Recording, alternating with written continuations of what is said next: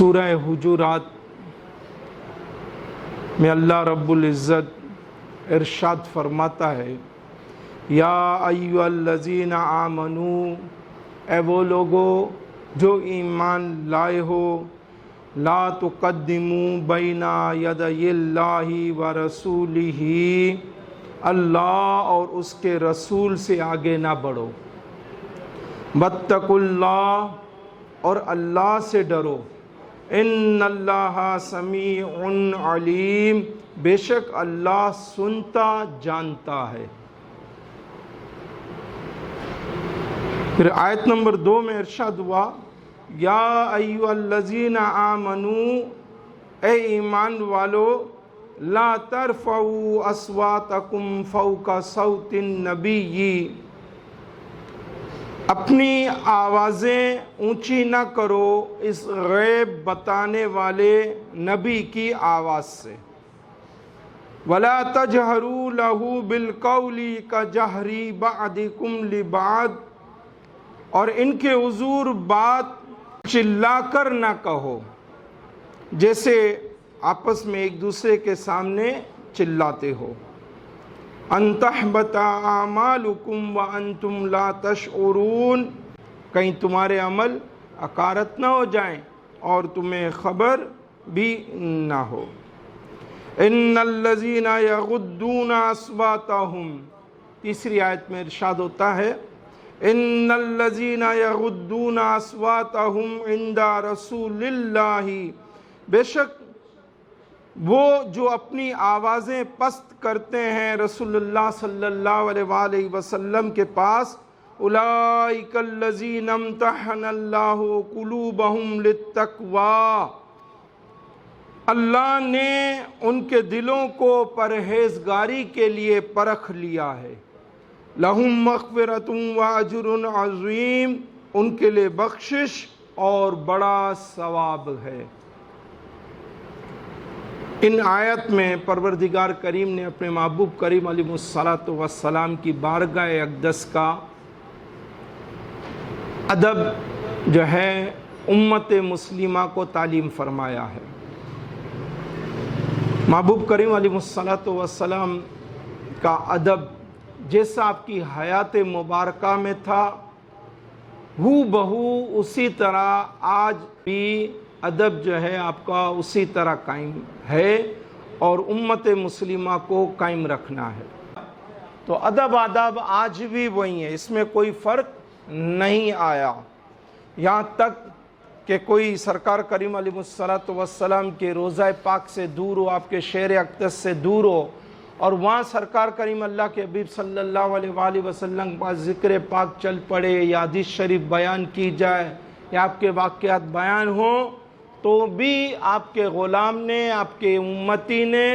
جو ہے آپ کا ادب اور احترام بجا لانا ہے۔ اللہ رب العزت سنتا اور جانتا ہے۔ آیت مبارکہ میں ارشاد ہوا، حضرت سلمی رحمۃ اللہ تعالی علیہ آپ کہتے ہیں کہ آقا کریم علیہ الصلاۃ والسلام کی حق تلفی کرنے اور آپ کی عزت و تکریم میں کوتاہی کرنے سے خدا سے ڈرو، بے شک اللہ تمہاری باتوں کو سنتا اور تمہارے عملوں کو جانتا ہے۔ ایک روایت میں ہے کہ حضرت ثابت بن قیس بن شماس رضی اللہ تعالی عنہ آپ اپنے گھر میں بیٹھ گئے اور خوف زدہ ہو گئے جب یہ آیت مبارکہ نازل ہوئی کہ کہیں میرے اعمال ضائع نہ ہو جائیں، حالانکہ آپ رسول پاک صلی اللہ علیہ وآلہ وسلم کی طرف سے خطیب بھی مقرر تھے۔ بس آپ کو یہ خوف اور ڈر لاحق ہو گیا۔ پھر محبوب کریم علیہ الصلاۃ والسلام نے ان کو بلوایا، حاضر خدمت ہوئے، حبیب کریم علیہ الصلاۃ والسلام کے حضور حاضر ہوئے اور عرض کی، یا نبی اللہ میں ڈرتا ہوں کہ کہیں میں ہلاک نہ ہو جاؤں، کیونکہ اللہ نے ہمیں منع فرمایا ہے کہ آپ کے حضور بلند آواز سے بولیں اور میں جہیر الصوت یعنی میں بلند آواز والا ہوں۔ ایک اور روایت میں ہے کہ جب یہ آیت مبارکہ نازل ہوئی تو سیدنا صدیق اکبر رضی اللہ تعالی عنہ بارگاہ رسالت میں عرض گزار ہوئے کہ یا رسول اللہ صلی اللہ علیہ وآلہ وسلم، اب تو میں آپ سے اس طرح سے عرض اور معروض کروں گا جیسے سرگوشی کی جاتی ہے۔ سیدنا عمر فاروق رضی اللہ تعالی عنہ اس آیت کے نزول کے بعد سرکار کریم اللہ کے حبیب صلی اللہ علیہ وآلہ وسلم سے جب بات کرتے تو ایسے کرتے جیسے کوئی پوشیدہ بات کرتا ہے۔ یہ آداب ارشاد ہوئے، جہاں ارشاد ہوئے وہاں صحابہ کرام کی جماعت نے عمل کر کے بھی دکھایا۔ حضرت اسامہ بن شریک نے بیان کیا کہ میں نبی کریم علیہ السلام کی خدمت میں باریاب ہوا اور آپ کے چاروں طرف آپ کے صحابہ کرام جمع تھے۔ ان کی کیفیت یہ تھی، وہ اس طرح سے بیٹھے ہوئے تھے گویا ان کے سروں پر پرندے ہوں۔ حیات مبارکہ میں صحابہ کرام کا یہ حال تھا، اس طرح سے ادب۔ اب یہی ادب آپ کے وصال شریف کے بعد بھی کرنا ہے۔ اور تو زندہ ہے واللہ، تو زندہ ہے واللہ، میری چشم عالم سے چھپ جانے والے۔ تو محبوب کریم علیہ السلام تو آج بھی اسی طرح سے حیات ہیں، بس ہماری آنکھوں سے پوشیدہ ہیں۔ قاضی عیاد مالکی اندلسی رحمت اللہ تعالی علیہ شفا شریف میں ارشاد فرماتے ہیں، خوب یاد رکھو حضور کی حرمت و تعظیم، عزت اور تکریم آپ کے وصال شریف کے بعد بھی ایسی واجب ہے جیسے آپ کی حیات ظاہری میں لازم تھی۔ ابو ابراہیم کہتے ہیں مسلمان پر واجب ہے جب بھی آپ کا ذکر کرے یا اس کے سامنے آقا کریم علیہ السلام کا ذکر پاک ہو تو خشوع و خضوع، تعظیم اور توقیر کرے، اپنی حرکات و سکون میں قرار لے آئے، آپ کی ہیبت و جلال کا مظاہرہ کرے۔ اور یہ ایسا ہونا چاہیے کہ اگر وہ آپ کے سامنے آپ کے دربار میں موجود ہو تو جیسی حالت اس کی اس وقت ہوتی وہی حالت اس کی اب ہو۔ ابو جعفر امیر المؤمنین نے حضرت امام مالک سے رسول اللہ صلی اللہ علیہ وآلہ وسلم کی مسجد شریف میں مناظرہ کیا تو امام مالک نے کہا، اے امیر المؤمنین، اس مسجد میں اونچی آواز سے مت بولیے کہ اللہ نے ایک جماعت کو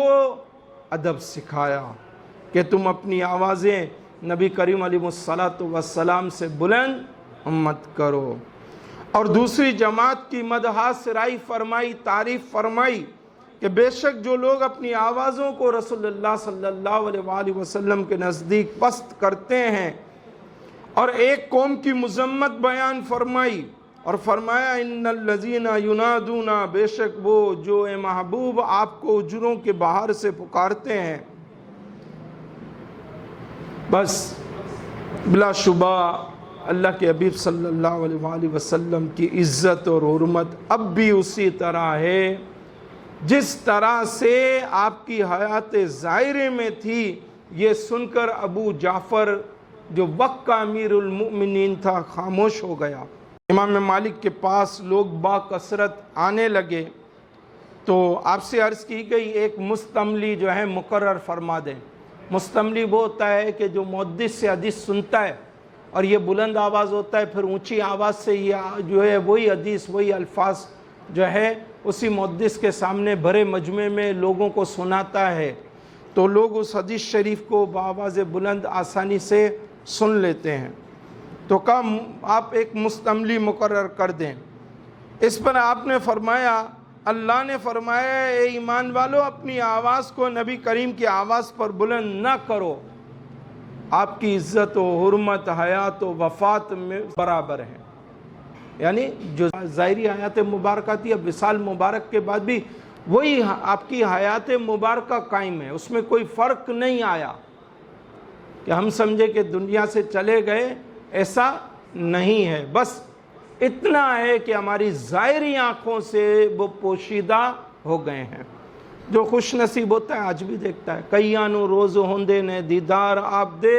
کئی ترس دے رہندے نے دیدار واسطے۔ سرکار کریم اللہ کے حبیب صلی اللہ علیہ وآلہ وسلم کی توقیر کی جائے، آپ کے ادب اور آداب کو ملحوظ رکھا جائے، یہاں تک کہ آپ کی آل پاک، آپ کی اولاد پاک، آپ کے اہل بیت اطہار، آپ کے صحابہ کرام، اس تمام جماعت کا بھی ادب کیا جائے۔ اور سلف صالحین خود بھی کرتے تھے اس پر عمل، یہاں صحابہ کرام کی جماعت خود بھی اس پر عمل کرتی تھی، اور نئے تابعین جو آ رہے تھے ان کو بھی تعلیم کرتے تھے، ان کو بھی بتاتے تھے، ان کو بھی سکھاتے تھے۔ تو مسلمان سرکار کریم کے حضور حاضر ہو، آپ کے دربار شریف میں حاضر ہو، آپ کے مدینہ میں حاضر ہو جائے، پھر سب بھول جائے، میرا